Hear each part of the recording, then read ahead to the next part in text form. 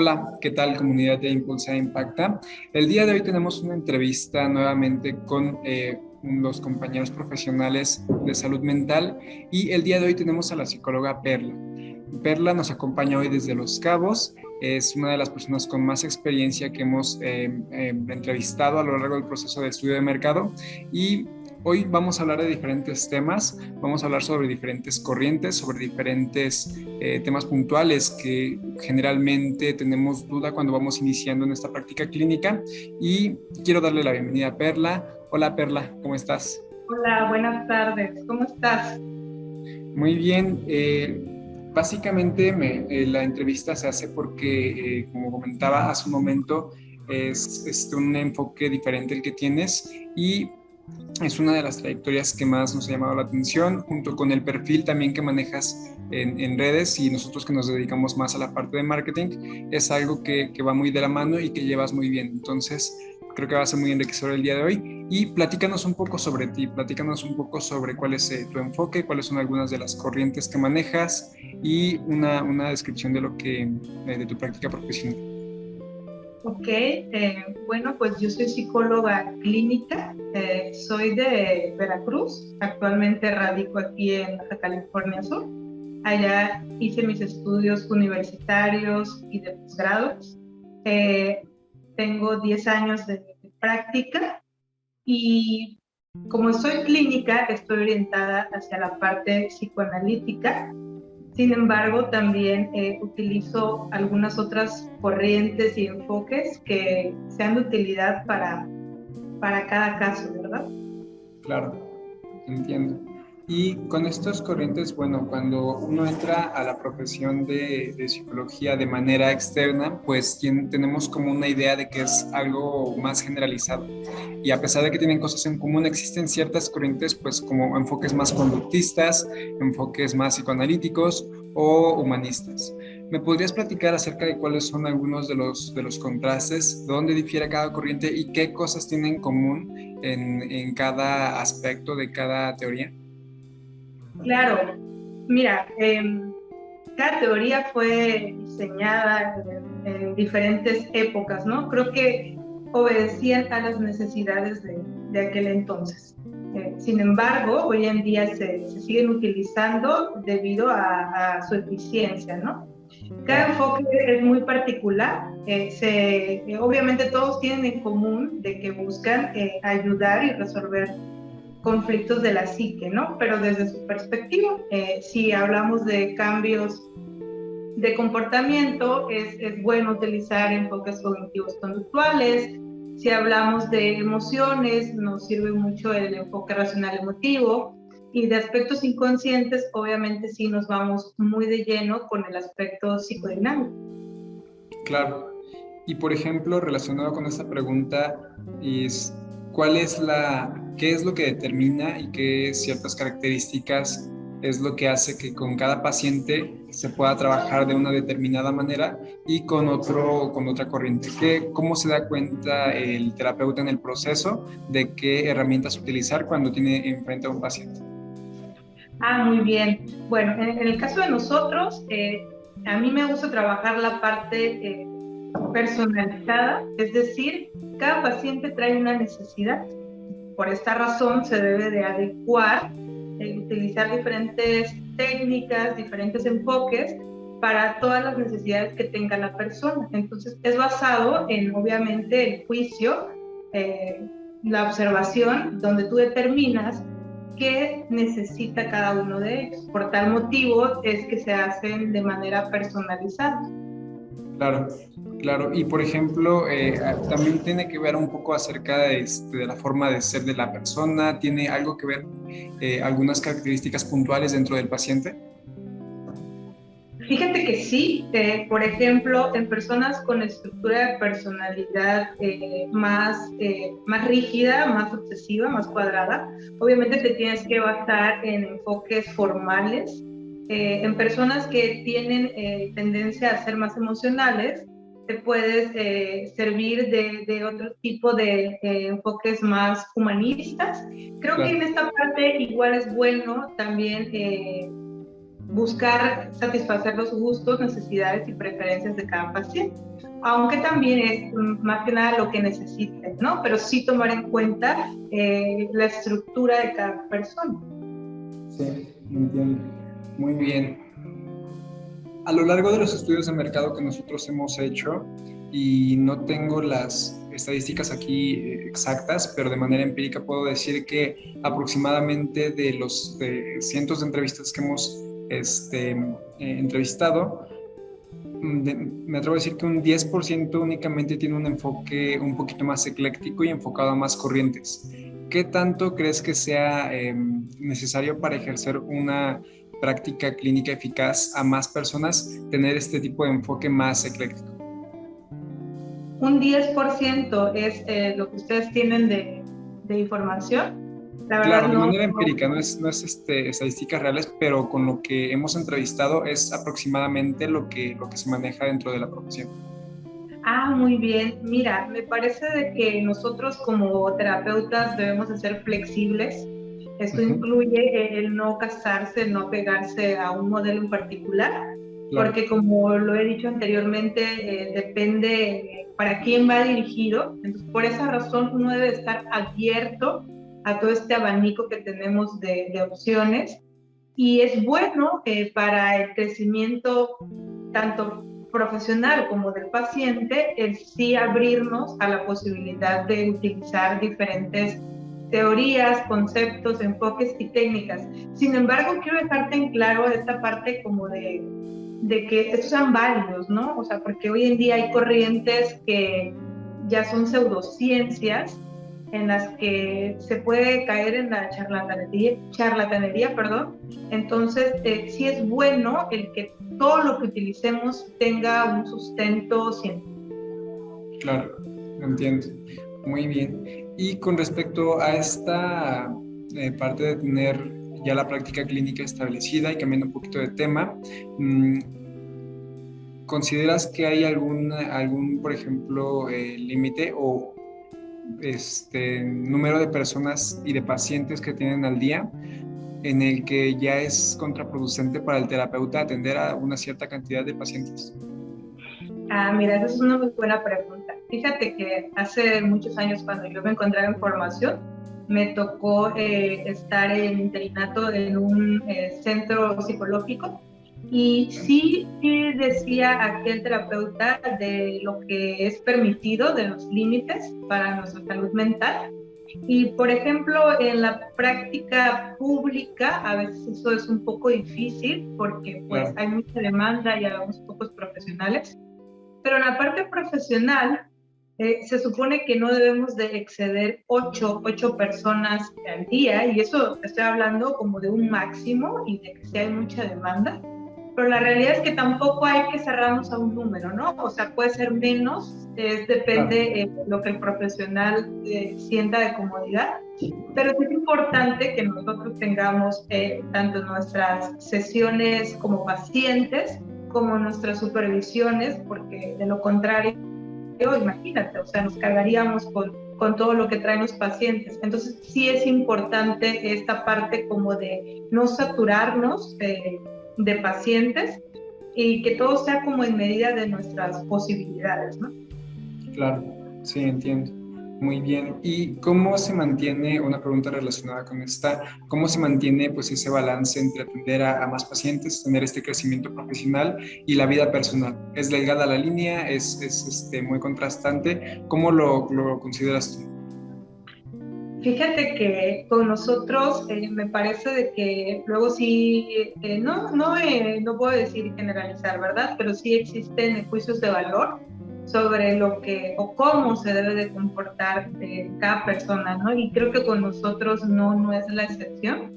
Entonces, no es como que uno pierda su identidad, ¿no? O deje de ser sí mismo, pero sí es importante cuidar esa línea de profesionalismo, de lo que tú haces, todo hoy en día está como muy público, ¿no? Entonces uno sí debe de cuidar ciertos aspectos de su privacidad, no por el hecho de que sea una conducta inadecuada o no, sino por lo mismo, para mantener este espacio vital y donde no se llegue a invadir.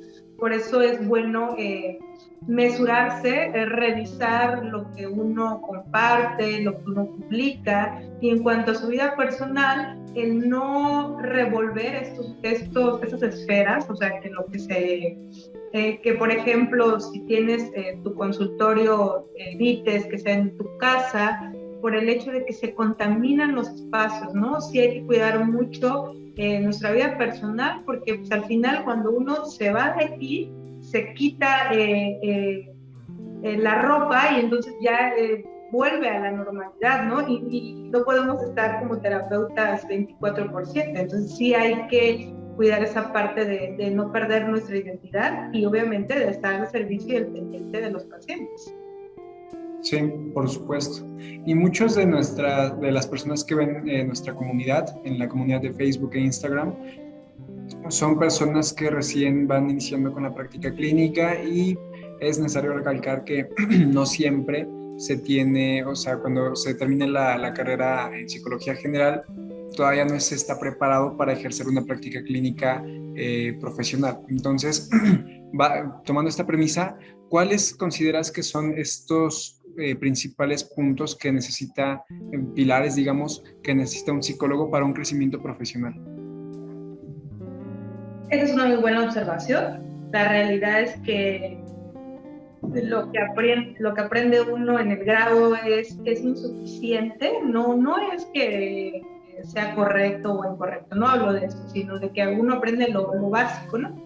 Lo que Claro. te da el grado de licenciatura. Entonces, para que uno sea psicoterapeuta, sí necesita la especialización, necesita la práctica y la experiencia. Entonces, por eso es necesario y es importante hacer los estudios de posgrados en lo que se quiera especializar uno, ¿no?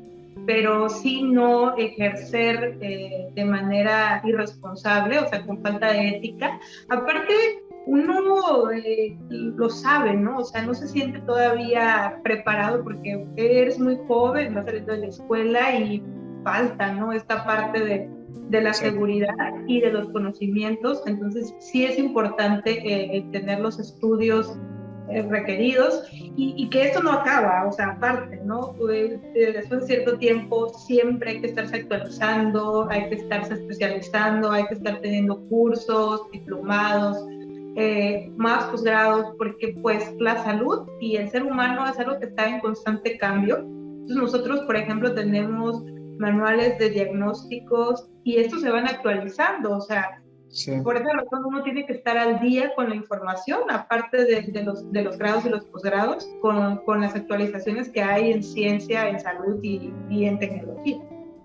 Sí, entiendo. Muy bien. ¿Y cuáles son como algunas de las recomendaciones en este caso que le darías a una persona que recién está terminando su práctica, que recién está terminando sus prácticas de la escuela o que recién está iniciando la práctica clínica? Ok, bueno, a los que están terminando el grado de licenciatura, es bueno el buscar un espacio de trabajo, porque bueno, a veces uno quiere prepararse más, ¿no? Pero también es importante la parte de la experiencia, el ser empleado para ir aprendiendo de los jefes. Eso es muy rico, eso es crecimiento personal y profesional. Entonces, eso combinarlo con la preparación profesional y ya te da como las herramientas que necesitas y te vas haciendo hasta de la experiencia y del aspecto físico, porque yo te voy a contar algo muy particular. A mí me pasó que cuando yo egresé, pues me veía muy joven. Entonces, me pasaba de que cuando tenía que atender pacientes, no faltó quien me cuestionara de que, como que, ¿cuántos años tiene usted? ¿O por qué usted me va a atender? ¿Qué sabe usted más de la vida que yo? O sea, como si se basara en la edad, ¿no? Entonces, de Claro. repente, aquel entonces, yo tenía que cuidar este aspecto como de vestir, pero de una manera formal, para que se me notara mayor edad. Hoy en día yo ya no tengo ese problema, ¿no? Pero yo creo que es lo contrario. Pero realmente sí me pasaba esto y era porque pues, uno todavía está muy joven, ¿no? Entonces hay que darse el tiempo para que uno adquiera cierta madurez, porque realmente hasta la edad cronológica sí influye el grado de confianza que le das a tus pacientes, ¿no? Y ahora los que van empezando ya a ejercer en la práctica clínica, pues es importante la paciencia, porque el acreditarse lleva su tiempo, aunque al final, independientemente de la publicidad y todo el marketing, sí influye mucho la opinión que le da el paciente a sus conocidos. O sea, esa es la mejor carta de presentación que uno tiene, ¿no? Por eso debe de esforzarse en hacer el trabajo de la mejor manera posible, y ya de ahí empiezan a llegar, y cuando te vas a dar cuenta, tú ya tienes la agenda llena. Entonces hay que ser pacientes, constantes y perseverantes en esta parte de sí, el estar vigente con la publicidad, porque es importante. Si no, pues cómo te das a conocer, ¿no? O sea, si de no temerle a invertir un poquito en esa parte, en medida de tus posibilidades, claro, pero también el valorar el trabajo, porque a mí me ha tocado ver publicidades, etcétera, de personas que regalan la primer consulta o hacen unas promociones donde no digo que esté mal, pero sí pasa que se denigra un poco o se desvaloriza el trabajo como profesional, y entonces luego eso cae en una sugestión del cliente, del paciente, de decir, pues, o sea, está regalado, ¿no? Entonces como que se le quita la apreciación. Por eso sí hay que darle el valor y la dignificación, o sea, mantener esa línea de no excederse, pero sí de que los honorarios sean justos. Sí, claro. Llega un momento en el que esto le quita el valor que a veces la primera sesión tiene, y es muy importante. Es muy importante la primera sesión. Nosotros, por ejemplo, comentamos a veces que es mejor una recomendación como en algún diagnóstico corto gratuito, una entrevista informativa tal vez, o una sesión informativa, que es algo que va ya mejor que una primera consulta gratuita. Entonces, eso es como una recomendación muy particular, pero creo que es importante mencionarla ahorita que platicamos del tema. Y de manera igual, un tanto subjetiva, porque no tenemos igual las estadísticas aquí reales, me gustaría saber cuál es el futuro de la salud mental en Latinoamérica desde tu perspectiva, desde tu punto de vista, porque como ya sabemos, pues ya se están quitando algunos tabús, ya no hay tantos estigmas hoy por hoy en Latinoamérica sobre la salud mental. Cada vez ya hay más leyes que regulan este tipo de prácticas, y que pues ya es mucho más común. Entonces me gustaría saber como cuál es tu opinión ya para ir finalizando, cuál es tu proyección, cuál es tu panorama actual, y en base a tu experiencia, ¿cómo lo ves en unos años? Me encanta el pronóstico de la salud mental en Latinoamérica y sobre todo en nuestro país, porque cada día me voy dando cuenta de la importancia de las generaciones por cuidar y preservar la salud. La calidad de vida de nuestros papás, de nuestros abuelos, definitivamente no es la misma que la de nosotros, y lo he observado, ¿no? Me gusta mucho hacer estadísticas con mis pacientes, y me doy cuenta de que los jóvenes están muy preocupados por la salud mental. O sea, es decir, tengo pacientes de diferentes edades, pero en la población joven, hablo de 30 y sobre todo de 20 y de menos de 20, hay mucha preocupación por resolver aspectos inconclusos, por superar adversidades, desavenencias.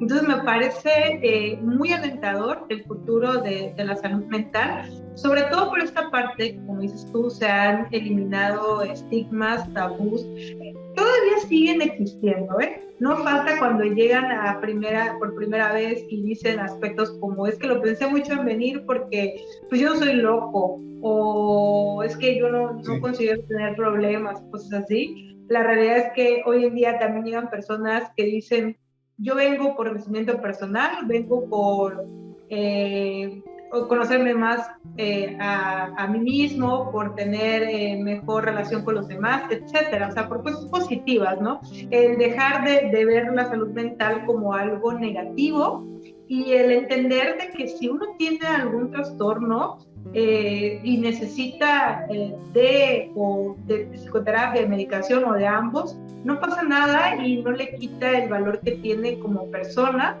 Solamente debe de atenderse, de supervisarse para que la persona siga siendo funcional. Entonces, por esa razón, a mí me da mucho gusto el observar el panorama a futuro de la salud mental. Claro, y es como lo comentas, recién vi un estado que me comentabas ahí en WhatsApp, referente a que todos tenemos este tipo de problemas, pero no es que los que tengan, como comentas, este estigma, que estén locos, que tengan algo más detallado en la psique, que son los que tienen que tomar terapia, sino los que quieren resolver este tipo de problemas. Los que quieren resolver este tipo de problemas son los que se enfocan en este tipo de soluciones. Así es, sí, de hecho, coincidentemente, sí fue un contenido que compartí, y sí es esta parte, ¿no? O sea, de que realmente problemas pues tenemos todos, y ya depende de quién desea abordarlos, manejarlos. No es como que uno venga y ya la vida va a ser fácil, sin problemas y sin dificultades. No, no, de eso no se trata, eso es también un mito. Pero el punto es tener las herramientas, adquirir lo que uno necesita, saber, reeducarse y comprender para el manejo efectivo de ese tipo de dificultades cuando se llegan a presentar en el futuro, y un acompañamiento profesional en momentos de crisis, ¿no? Claro. Y ahorita que platicamos de esto, igual me surge la duda, por ejemplo, ¿qué tanto, y en base a tu experiencia, qué tanto notas que el paciente antes de y asistir al proceso terapéutico, qué tan informado está? A lo mejor algunos preguntan más por el enfoque, la corriente que manejas, a lo mejor otras personas llegan buscando otro tipo de cosas, a lo mejor llegan con muchas expectativas y resulta contraproducente. ¿Me podrías platicar un poco acerca de la información previa que tienen los pacientes cuando generalmente toman un proceso terapéutico? Ok, fíjate que pues yo tengo una página web, y entonces trato de, cuando la estábamos diseñando, con la persona que me ayudó con esto, yo estaba muy emocionada y quería que estuviera nutrida, que las personas de verdad resolvieran dudas desde el inicio, ¿no? Desde el primer acercamiento, cuando andan buscando profesión. Porque de repente hay información sesgada, o la persona no se saca, no quita sus dudas, ¿no? No despeja inquietudes. Entonces, a mí me ha tocado, en la mayoría de casos, de personas que por la página web llegan, ¿no? De repente me dicen, estaba yo viendo opciones. Aquí en Los Cabos no hay muchas opciones. Esa es una realidad aquí. Claro. Porque pues, es una ciudad turística donde no hay tantos especialistas en salud en general. Entonces, la verdad es que estamos muy contados. Sin embargo, bueno, sí hay, ¿no? Hay más de uno. Entonces, sí me dicen esta parte de que les atrae mucho la información de la página, entonces dicen, no, ya aquí ya me dijeron de qué se encarga ese tipo de terapia y qué enfoque, entonces deciden venir basados en lo que encontraron en la página, ¿no? Y de quién está más informado o si no están informados, eso sí ya es muy particular. Hay personas que hablan y hacen muchas preguntas, y hay otras personas de que de repente dicen, quiero una cita y si tiene disponibilidad hoy o qué día, y ya, o sea, no preguntan nada más. Eso sí, la verdad es que es bastante variado. Claro, sí entiendo. Y al final de cuentas, todo este proceso de información acerca del proceso terapéutico entra dentro de la publicidad y entra dentro de la misma difusión que se tiene como profesional.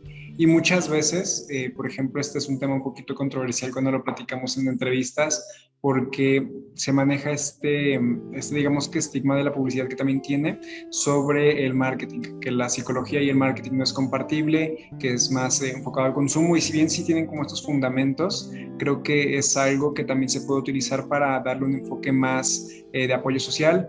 Pero me gustaría saber cuál es tu opinión al respecto, cuál es como este balance y este marketing ético que a lo mejor se tiene que hacer en esta área.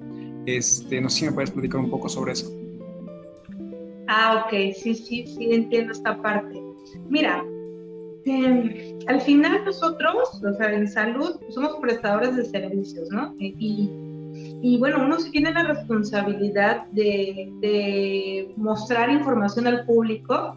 Obviamente todo siempre es con mucha delicadeza, con mesura. O sea, yo he visto publicidades donde de repente ponen como mucho contenido y llega a estar como saturado de mil padecimientos y cuestiones de salud. Y entonces la persona tiene como tantas opciones que de plano no sabe qué elegir. Entonces sí, uno debe ser como preciso en brindar información básica para que no exista desconocimiento y la persona despeje dudas y acuda donde de verdad lo necesita, pero sí también reservar ciertos aspectos que solo se manejan, pero ya estando en la consulta. Hasta en la parte de hacer devoluciones me refiero a los diagnósticos, a los informes, a las impresiones, dictámenes, porque hay que cuidar, ¿no? La información que uno va a compartir, porque esto es muy delicado, te están metiendo con la mente humana. Entonces, no es lo mismo una devolución que le haces a papás, una devolución que le haces al paciente, o si tú remites con otro especialista, no es lo mismo el informe que tú vas a hacer. ¿Por qué? Porque al paciente tú no le puedes manejar ciertos términos, obviamente los tienes que adecuar al lenguaje del paciente, no puede evitar los tecnicismos, y hay partes que no son prudentes compartir, entonces se les da unos términos generales. Y si es para otro especialista, bueno, ahí sí tienen que ir más extensa la información. Es lo mismo en la parte de publicitar, ¿no? O sea, sí se comparte, sí se ofrece el servicio, pero obviamente hay que hacerlo de una manera muy precisa, o sea, el no saturar es indispensable. Sí, entiendo. Y sí, me llama la atención esto que comentas sobre el contexto académico que a veces tenemos y que presuponemos que la otra persona va a manejar. Entonces se presta para malinterpretaciones subjetivas y pues puede ser contraproducente para ambas personas. Pues básicamente es todas las preguntas de la entrevista. Creo que tocamos temas muy interesantes, variamos un poquito y te agradezco muchísimo por tu tiempo, Perla. ¿Nos puedes decir cómo te encontramos en redes sociales?